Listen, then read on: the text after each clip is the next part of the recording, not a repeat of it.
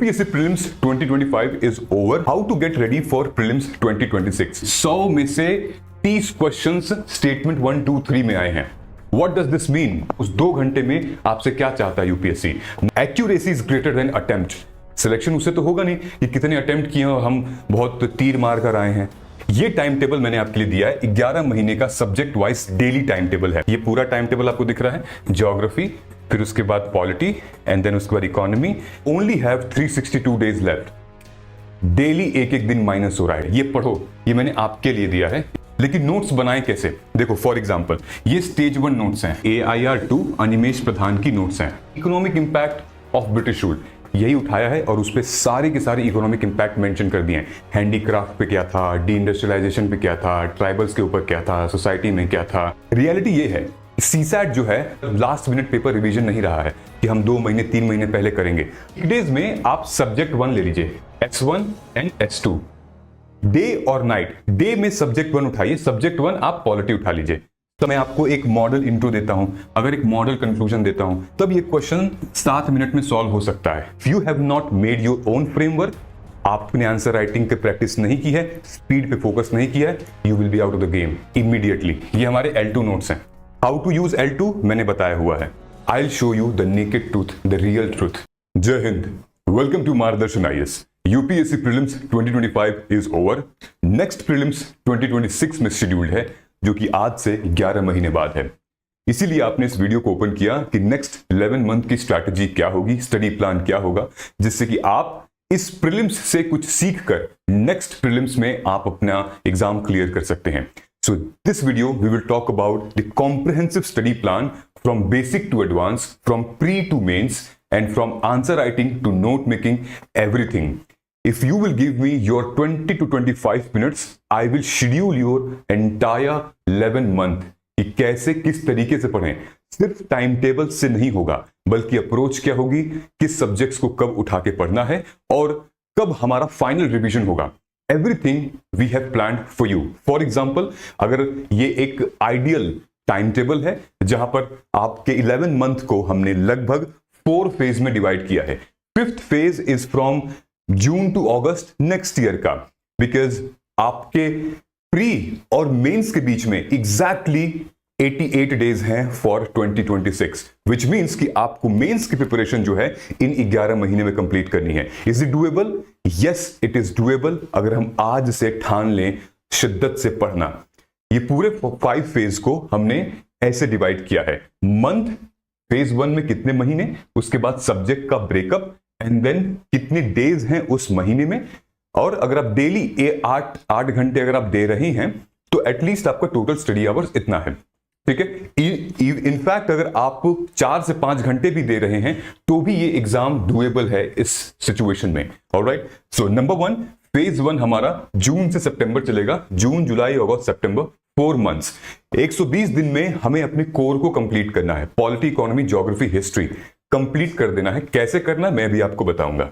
उसके बाद फेज 2 में अक्टूबर से लेकर दिसंबर तक हमें अपने मेंस के माइनर सब्जेक्ट्स जैसे environment, science and tech, IR, security, disaster management complete कर लेना है अपने ऑप्शनल के साथ. यू रिमेंबर, ऑप्शनल हमें दिसंबर तक फिनिश कर देना है. दिसंबर या जनवरी लास्ट होना चाहिए. फिर उसके बाद फिर फेज 3 जो हमारा है जैन फेब, इसमें हम अपनी आंसर राइटिंग प्रैक्टिस और रिवीजन के नोट्स प्रिपेयर करेंगे. और फिर हमारा फेज 4 में हम जाएंगे प्री ओरिएंटेड, मार्च, अप्रैल में, जहां पर हम कंसोलिडेशन होगा, मॉक टेस्ट होगी, रिवीजन होगा, PYQ होगी एंड लॉट ऑफ थिंग्स. ये प्रीलिम्स के बाद मैं ये श्योरिटी के साथ कह सकता हूं कि इस एग्जाम को मतलब पॉसिबली 90 to 95% बिना गाइडेंस के मुश्किल है बिना गाइडेंस के. अगर सिर्फ आप फाउंडेशन क्लास ले रहे हैं तो नहीं हो पाएगा. ऑनेस्टली बता रहा हूं, कोई क्रैक कर ही नहीं सकता सिर्फ फाउंडेशन क्लास लेके. फाउंडेशन के अलावा भी बहुत सारी चीजें होती हैं जो कि प्री और मेंस पेपर आपसे डिमांड करता है. Only foundation will not help you, never help you. ठीक है. वरना आप साइकिल चलाते जाओगे, मतलब 1 साल, 2 साल, 3 साल, 4 साल. Foundation is just your basic. You need a mentorship to scale up, mentorship to write answers, mentorship to check how to do the PYQs, mentorship to check कि एग्जामिनर्स का माइंडसेट क्या होता है. ठीक है. आई होप आपको clear हो गया होगा क्यों इंपॉर्टेंट है मेंटोरशिप. राइट। 11th मंथ में बिना गाइडेंस के बहुत मुश्किल है। तो हमारा प्रोग्राम 9 जून को बैच स्टार्ट हो रहा है, MAGP Margdarshan assessment and guidance program, where in you will get everything, just everything except the foundation lectures. Current affair की क्लासेस होंगी, PYQ के मेंस और प्री दोनों की रिकॉर्डेड वीडियोस आपके साथ शेयर की जाएंगी, इंपॉर्टेंट नोट्स शेयर किए जाएंगे, और इस बार भी प्री में PYQ से हमारे लगभग 25 प्लस क्वेश्चन फंसे हुए हैं, और जितना पेपर PYQ के बेस पे था उतना हमने किया है। मैं आपको अभी दिखाता हूं। If you are looking for a foundation, if you are a beginner, if you have just started your UPSC preparation, then our foundation live GS foundation batch will get started from the 21st of June 2025, wherein you will get 700 plus hours of live lectures। ये सारे mobile app में होंगे। नीचे comment section में आप जाएंगे तो MAGP mentorship का है और लाइव भी है, ठीक है। यहां पर सब मिलेगा, यानी कि आपका GS फाउंडेशन भी एंड मेंटोरशिप भी, subject wise short notes, e books, 1-to-1 mentorship directly with me, and then mains answer writing sessions, live CSAT classes, current affair classes, everything. आपको बाद में कुछ खरीदने की जरूरत ही नहीं पड़ेगी। It's like compact everything. लेकिन अगर आपने क्लासेस ले ली हैं, अगर आप 2025 का अटेम्प्ट दे चुके हैं, अगर आपको लगता है कि नहीं ये मेरा फाइनल होगा, मुझे क्लासेस की जरूरत नहीं है, then this is your program with Margdarshan assessment and guidance program. आप जाके ऐप पे रिव्यूज चेक कर लीजिए और किसी से पूछ भी लीजिए, I am the only one, I own this company, this is my company and I will mentor you. ठीक है, चलिए। My friend, his name is Gautam, so he has been going through your videos and he has also taken the same course. Actually, एक भैया हैं sir, Mukherjee Nagar रहते हैं, वो interview दे रहे हैं इस बार, उनका मेंस क्लियर हुआ है, so he took your videos. I don't know the name, तो उनके थ्रू ही रिकमेंडेशन आया है, so I saw your videos also on YouTube, so I thought आपकी मतलब YouTube लेक्चर्स में देखता था, जैसे टाइम टेबल ये सब का, तो सर आप जैसे एक वे, आप एक तरीके से जैसे आप एक्सप्लेन कर रहे थे, एक लाइक आप जैसे बोले 8 आवर्स पर डे पढ़ाई करना है, फिर उसके बाद आप जैसे क्वेश्चन लिंक कर रहे थे PYQ जैसे, बहुत से मेंटरशिप कोर्स है, लेकिन सर इस टाइप का एनालिसिस बहुत कम लोग करते हैं सर। मैंने कोचिंग कर ली, गाइडेंस की कमी आ रही थी कि मतलब अब सिलेबस है, अब इतना सारा है, मतलब कंफ्यूजिंग सा हो जाता है कि किसी सब्जेक्ट को मतलब कैसे कवर करें। वैसे तो काफी वीडियो देख चुकी हूँ सर मैं आपकी, इसी से मैंने सोचा कि लेना चाहिए मुझे। लाइक घर पे बैठ के पढ़ाई कर रही हूँ, I have no friends who are preparing for UPSC, so I thought कि एक मेंटोर, एक गाइडेंस लेना बहुत हेल्पफुल है। I thought that I need the mentorship. And आप सबने प्रीलिम्स का पेपर देखा, राइट? UPSC प्रीलिम्स का हमने ये वाला पेपर है, both papers, right? In depth analysis हमें करनी पड़ेगी। फॉर एग्जाम्पल, अगर आप UPSC 2025 का पेपर देकर आए हुए हैं एंड यू स्ट्रांगली फील कि नहीं मुझे 26 के लिए बहुत अच्छे से प्रिपरेशन करना है बेस्ड ऑन माय परफॉर्मेंस, अगर आपने पेपर लाइव एग्जाम हॉल में दिया है या आपने घर बैठ के पेपर को सीरियसली सॉल्व किया है, तो आप कैसे 2026 में अपनी प्रिपरेशन और बेहतर कर सकते हैं, इसका मैं आपको एग्जांपल बता रहा हूं। Number 1, you have to divide. Paper आपने दे दिया, नाउ आपको 3 कैटेगरी में डिवाइड करना है, और प्लीज ये करना, otherwise there is no use of this video, there is no use of your giving exam में रियल एग्जाम। जो करेक्ट था उसका टॉपिक लिखो, ठीक है, जितने तुमने करेक्ट किए थे। जो इनकरेक्ट थे उसका तुमने टॉपिक लिखो, टॉपिक इन डिटेल में लिखो, माइक्रो टॉपिक्स भी, और जो तुमने नॉट अटेम्प्टेड किया उसका टॉपिक लिखो डिटेल में, सब्जेक्ट वाइज लिखो, ठीक है। तुम्हें आइडिया लग जाएगा कि सबसे इंपॉर्टेंट जोन है वो ये है, यहां हमें प्रायोरिटी देनी है, और यहीं से हमारा स्ट्रैटेजी चालू होगी फॉर द नेक्स्ट ईयर। यही हम मार्गदर्शन असेसमेंट गाइडेंस प्रोग्राम में भी करते हैं, यहां से तुम्हारी स्ट्रैटेजी स्टार्ट होगी। फोकस वहां करो जहां पे तुम्हारा सबसे ज्यादा मिस्टेक था, क्योंकि तुम्हें पता था इस क्वेश्चन के बारे में, तुमने अटेम्प्ट किया और गलत हो गया। तो क्या नॉलेज में कमी थी, या रिसोर्स सही नहीं पता था, या फिर प्रेशर की वजह से गलत हो गया? क्या रीजन था? क्योंकि ये रीजन अगर एलिमिनेट नहीं करेंगे तो नेक्स्ट ईयर भी आप एग्जाम में जाके यही मिस्टेक करेंगे and again you will be out, ठीक है। सो ये प्रायोरिटी, उसके बाद ये priority not attempted, and then third priority ये रिवीजन करना है। Do this exercise and you will feel definitely confident. अब देखिए, नेक्स्ट लेवल प्रिपरेशन करनी है हमें, नेक्स्ट लेवल प्रिपरेशन करनी है, which is you have to go beyond. जितने भी कैंडिडेट UPSC 2026 में प्रिपेयर करेंगे, ठीक है, उसमें से मेजॉरिटी ऑफ द कैंडिडेट वो भी होंगे जो 2025 में जिनका नहीं होगा, और वो लोग एक साल प्रिपेयर करके रेडी हैं। वो लोग भी करेंगे जिनका मेंस नहीं होगा, जो रिजल्ट आएगा नवंबर में। वो लोग भी प्रिपेयर करेंगे जिनका इंटरव्यू में नहीं होगा, वो भी देंगे 26 आपके साथ। वो लोग भी देंगे जिनका सिलेक्शन हो जाएगा, जिनकी रैंक जो है वो 600 से नीचे 500 से नीचे आएगी, वो भी देंगे आपके साथ। These are your real competitors and you have to face them. How you will face them? Just be disciplined. जो हम बता रहे हैं फॉलो करिए। नंबर 1, अगर तुम चाहो तो इस एग्जामिनेशन को तुम बहुत इजी बना सकते हो सिर्फ और सिर्फ अपने राइट माइंडसेट से। ये पूरा गेम राइट माइंडसेट का है। कैसे राइट माइंडसेट है? I will show you the naked truth, the real truth. Okay, देखो क्वेश्चन देख लेते हैं ना प्री का, ठीक है। तो ये क्वेश्चन देखिए यूपीएससी प्री 2025 में, ठीक है। Statement 1, statement 2, statement 3, 3 statement questions पूछे गए हैं। 30 क्वेश्चंस आए हैं, 100 में से 30 क्वेश्चंस स्टेटमेंट 1, 2, 3 में आए हैं। What does this mean? एक सेकेंड, स्टेटमेंट 1, 2, 3, 4, 8 क्वेश्चंस आए हैं, मतलब 38 क्वेश्चन।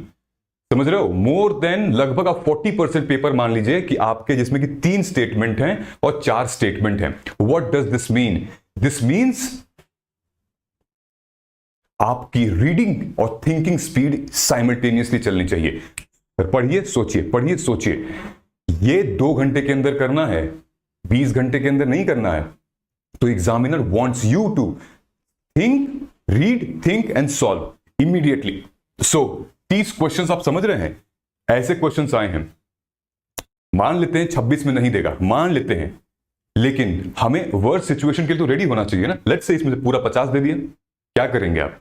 ठीक है, नंबर 1 ये देखिए, ये क्वेश्चन 8 आए थे इसमें के, क्या है ये? Statement 1, statement 2, statement 3। देन क्या दोनों एक दूसरे का सही एक्सप्लेनेशन है? ठीक है, ये क्वेश्चन पढ़ने में ही आपको कम से कम 30 से 50 सेकंड लग जाएंगे। सॉल्व करें, अटक गए तो 2 मिनट चला जाएगा हमारा। लेकिन अगर हमने इसकी प्रैक्टिस नहीं की है, then we are actually in living in illusion. हमें रियल ट्रूथ नहीं पता, हमें रियलिटी नहीं पता है, या फिर आपको बहलाया फुसलाया जा रहा है। ये रियलिटी है। आज 8 क्वेश्चन पूछा है, कल 18 पूछ देगा इसी में से। हम क्या करेंगे? We have to prepare for the worst. ठीक है, जंग में, आसान जंग के लिए कोई प्रिपेयर नहीं करता है, वरना आज ऑपरेशन सिंदूर नहीं होता, आज पाकिस्तान हम पे हावी हो जाता। हमने वर्ड्स के लिए प्रिपेयर किया है। वर्ड से वर्ड्स क्या हो सकता है उसके लिए हम प्रिपेयर कर रहे हैं, ताकि अगर एक टाइम फिर चाइना भी अटैक करेगा तो फिर हमारे पास इतनी स्ट्रॉन्ग डिफेंस मिलिट्री पावर है कि हम उसको टक्कर देने के लिए एकदम आज भी रेडी हैं। Look at this question, statement 1, 2, 3, ठीक है। How are we going to solve this question? ठीक है, हर एक स्टेटमेंट एक अलग अलग क्वेश्चन दिए हुए हैं, अलग अलग टॉपिक से दिए हुए हैं। हम लोग प्रैक्टिस करेंगे तभी तो आएगा। ठीक है, इस बार का जो प्रीलिम्स का पेपर था, अगेन जो science and tech, environment, polity and economy, always मैंने पहले भी कहा ये किंग रहे हैं, किंग थे और रहेंगे आने वाले टाइम पे। और जो क्वेश्चन साइंस एंड टेक से पूछा गया है और जो इकोनॉमी से क्वेश्चंस पूछे गए हैं, they were not really easy. The paper was moderate to tough certain. History easy थी, इसका मतलब ये नहीं कि सब पेपर इजी था। ठीक है, so we have to ready now. ये इकोनॉमी के क्वेश्चन है, क्या है?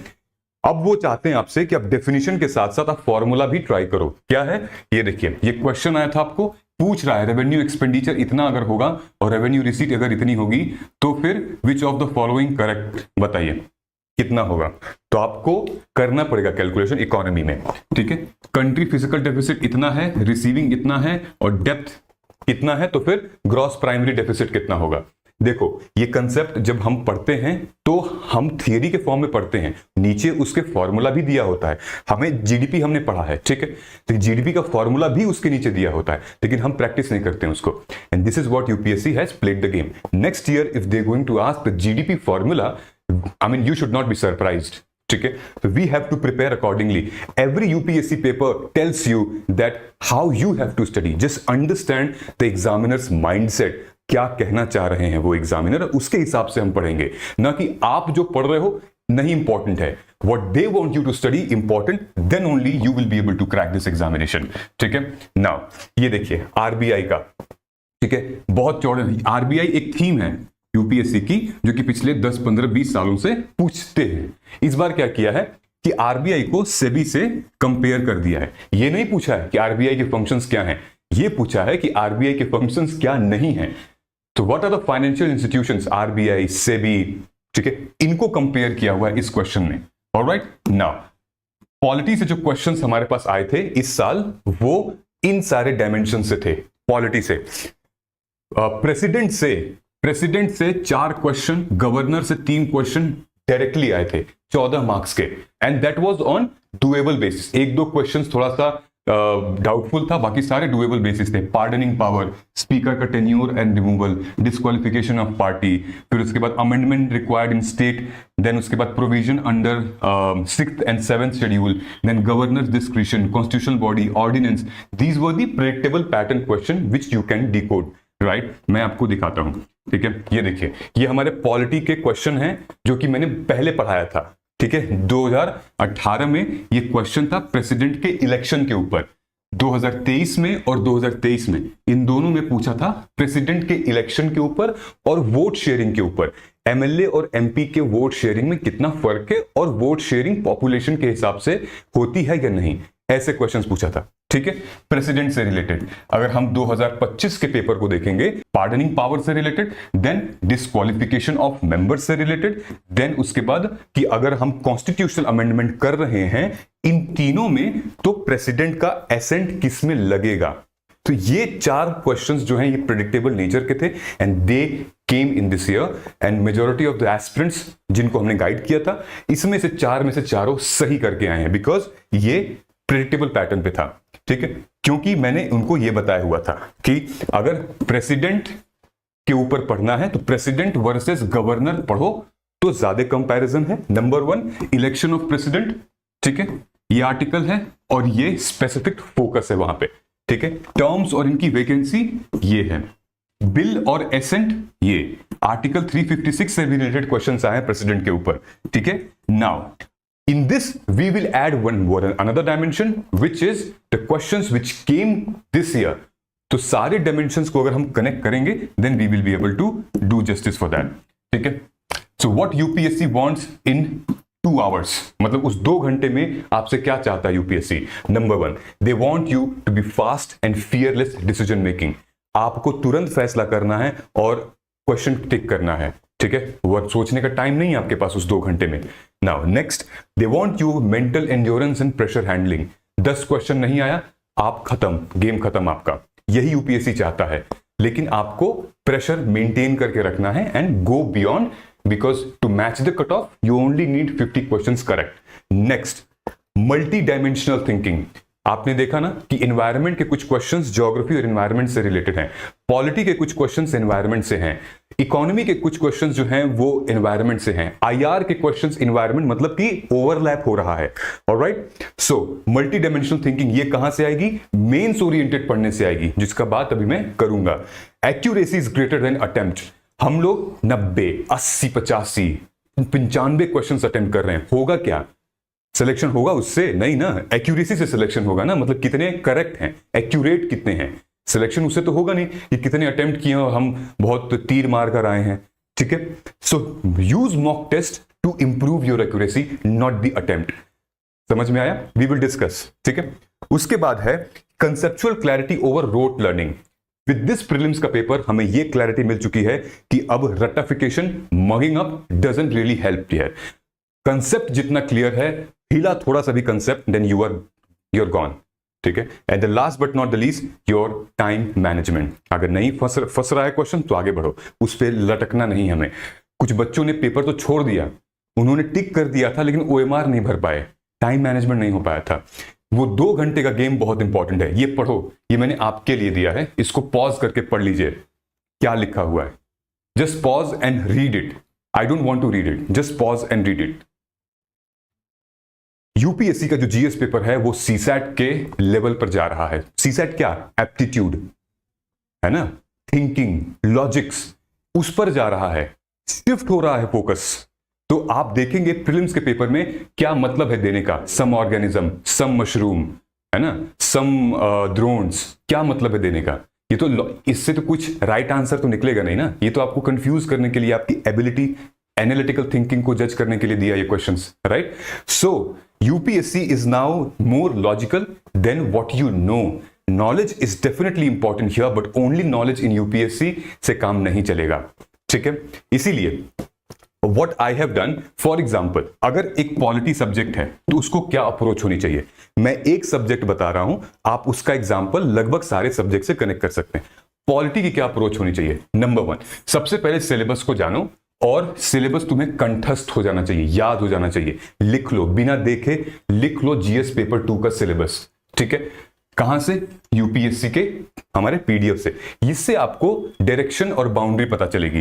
कहां से? पहले बेसिक. अगर आपने बिल्कुल नहीं, आप बिल्कुल बिगिनर हैं, तो पहले फटाक से 10 दिन के अंदर एनसीईआरटी खत्म करो. एक हफ्ते के अंदर 9 to 11 तक की एनसीईआरटी खत्म कर दो. 12th में पोस्ट इंडिपेंडेंस है, उसको बाद में पढ़ सकते हो. 9 to 11 खत्म करिए. ठीक है, NCERT books, build strong conceptual base. उसके बाद रीड कॉन्स्टिट्यूशन, जैसे कि जितने भी हमारे फंडामेंटल राइट हैं, ठीक है, डीपीएसपी है, उसको बेयर एक्ट से पढ़ो. ठीक है, लक्ष्मीकांत से ही मत पढ़ो, बेयर एक्ट से पढ़ो, या जहां से भी तुम्हें अच्छी इंटरप्रिटेशन मिल रही है, कोई वीडियो देखो. ठीक है, make a note out of it. ठीक है, ताकि उसकी लैंग्वेज आपको समझ में आ जाएगी. स्टैंडर्ड बुक को अगर हम रेफर कर रहे हैं, चाहे वो लक्ष्मीकांत या फिर आपकी क्लास नोट्स हैं, तो उसको उठाइए और एक mother of all the book बनाइए. ठीक है, जिस बुक में या जिस नोट्स में आप सारे इंफॉर्मेशन को क्लब कर सकते हैं, तब जाके हमारी अपनी नोट मेकिंग शुरू होगी यहां से. ठीक है, आपको टॉपिक वाइज नोट बनाना है, न कि चैप्टर वाइज. टॉपिक वाइज, जैसे पार्लियामेंट हो गया हमारा, fundamental right, duties, constitutional amendment act, preamble, topic wise हमें नोट्स बनाने हैं, ताकि अगर आप टॉपिक वाइज बनाएंगे तो रिवीजन करने में आसान होगा, और फिर हम आगे आंसर आए, तब जाके आप अपने आंसर करंट अफेयर की वैल्यू एडिशन कर सकते हैं. इससे पहले करंट अफेयर को वैल्यू एडिशन करना मतलब मूर्खता है एक तरीके से. ठीक है, जब तक आपको बैकग्राउंड नहीं पता है, तब तक आप करंट नहीं ऐड कर पाएंगे. ठीक है, सो ये government judgment, scheme, topic related. ठीक है, ये जो बेसिक चीजें आप करेंगे वो मेंस रेलेवेंस का रहेगा. Revise, then practice MCQ, and then GS का आंसर. That is it. ठीक है, so these are the few things which you will do, and simultaneously जैसे आप अपना रेफरेंस बुक पढ़ लेते हैं, हम अपने पीवाईक्यू के एनालिसिस शुरू कर देंगे.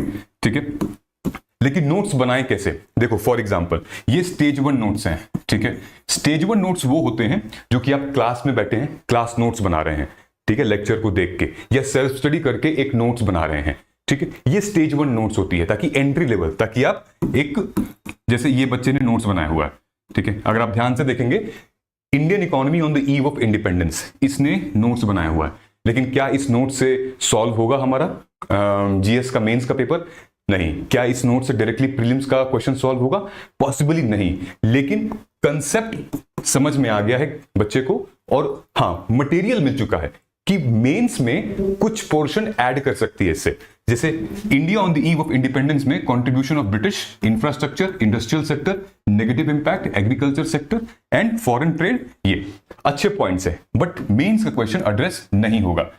ये है टॉपर्स की नोट. ये है ऑल इंडिया रैंक 6, ये है ऑल इंडिया रैंक 7, कोमल पुनिया रैंक 6 है, और आयुषी बंसल रैंक 7 है, इस साल की टॉपर. आप देखिए इन लोगों ने क्या लिखा है. इन लोगों ने what are the factors that influence population growth in the country, एक क्वेश्चन का part. In the perspective examine the relevance need of raising minimum marriageable age of women for population development. ठीक है, क्यों मतलब रीजन क्या हो रहा है कि एक वुमेन के लिए एक एज डिसाइड होनी चाहिए फॉर द पॉपुलेशन डेवलपमेंट.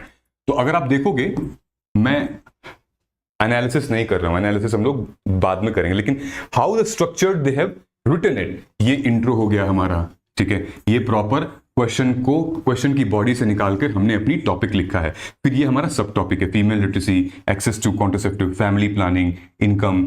ठीक है, उसके बाद इन्होंने क्या लिखा है, सेम, ये इंट्रो हो गया हमारा, ये सेम हमारा हेडिंग हो गया. देन 1 2 3 4 5 पॉइंट लिखा है, which is lack of development, prosperity, education and awareness. यहाँ पे एग्जांपल भी दे दिया, अपने आर्ग्यूमेंट को यहाँ पे सब्सटेंशिएट कर दिया है. फैक्टर्स लाइक मेटासन प्रेफरेंसेस.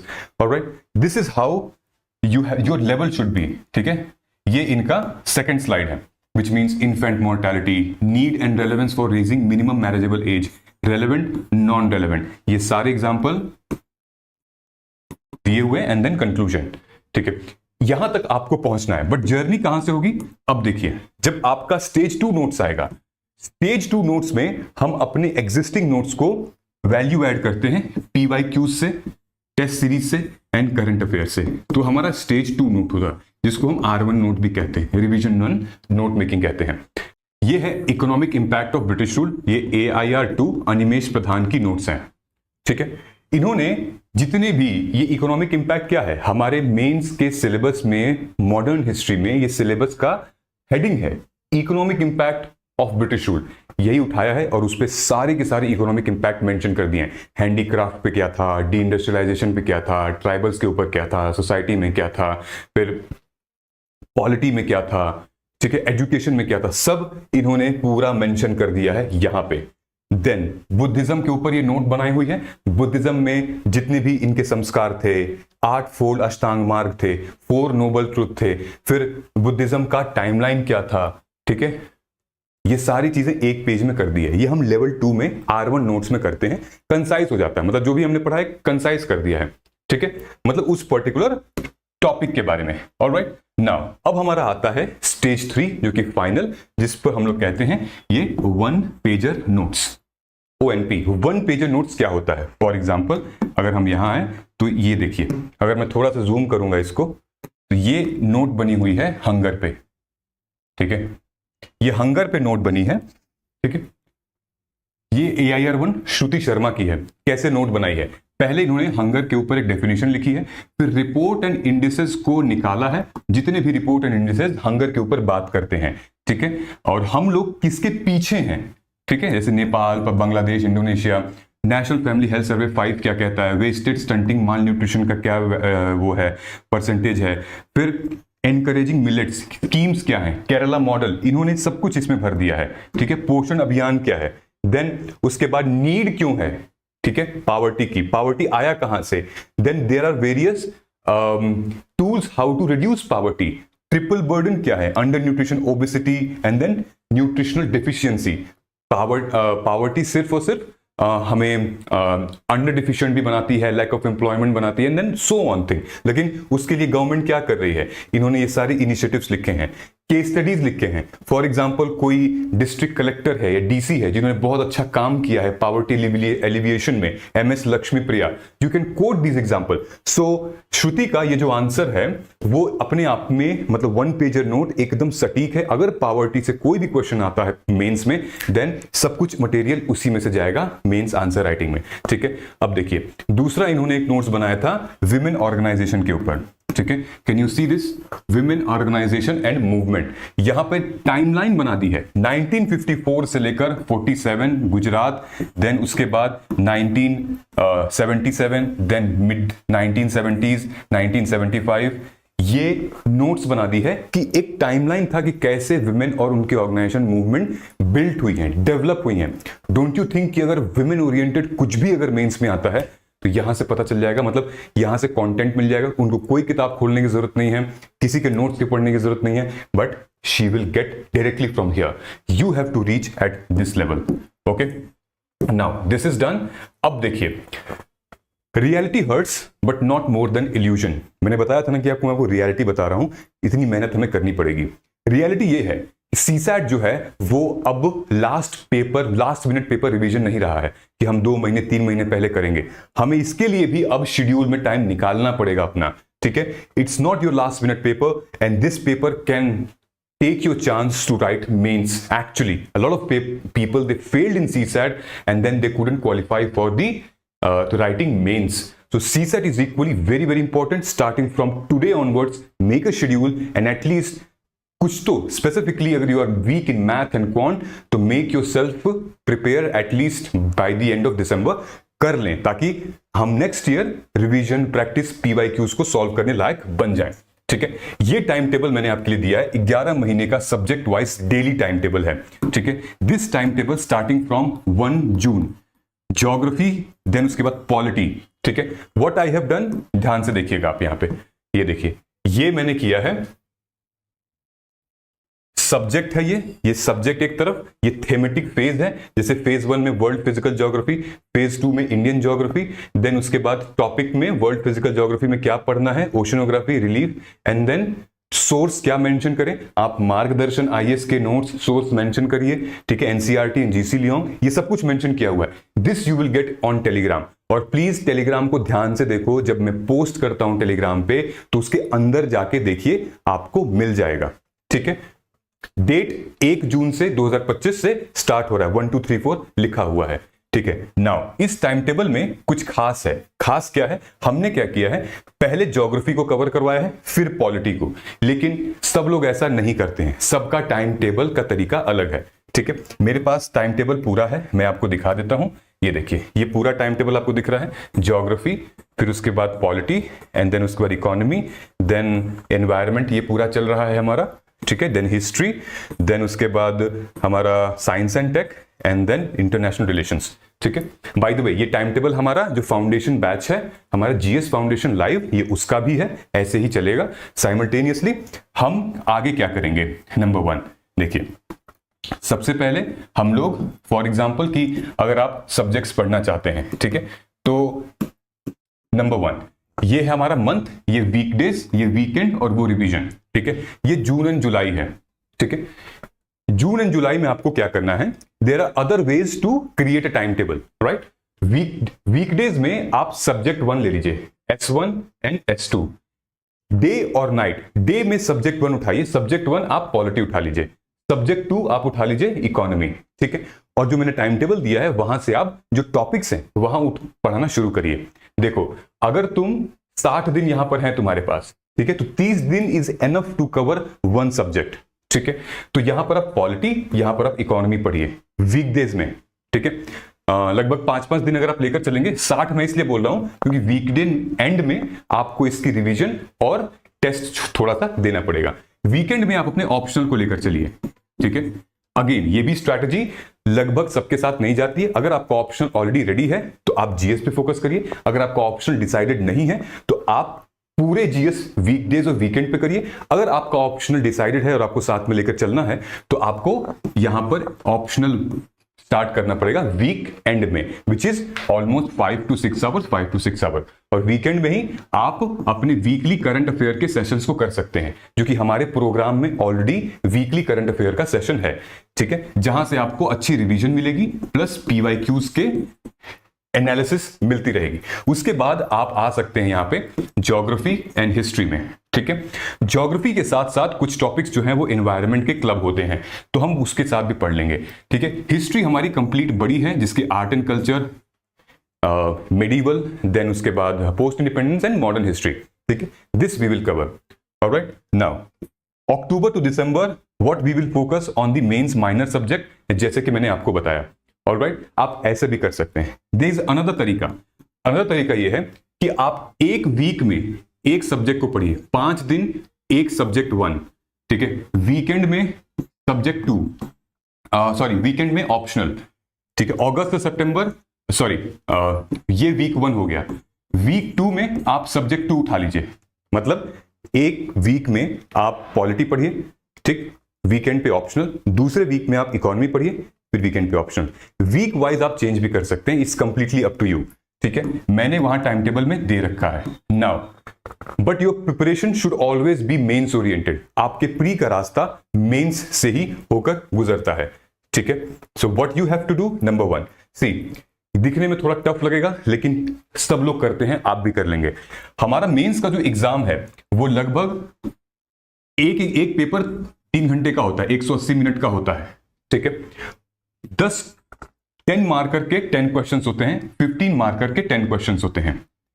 कहा जाता है कि एवरेज एक क्वेश्चन को सॉल्व करने में, लगभग एक क्वेश्चन को अगर हम सॉल्व कर रहे हैं तो हमें 7 मिनट लग रहे हैं। एक 15 मार्कर वाले क्वेश्चन को सॉल्व कर रहे हैं तो 12 मिनट लगते हैं, ठीक है। अब आप बताइए, क्या रियली अगर आपके पास एक क्वेश्चन मिल गया है तो क्या सॉल्व हो जाएंगे 7 मिनट में और 12 मिनट में? नहीं हो पाएंगे ना, अभी तो नहीं हो पाएंगे, क्योंकि हमारा टाइम इंट्रो में जाएगा, हमारा टाइम कंक्लूजन में जाएगा, ठीक है।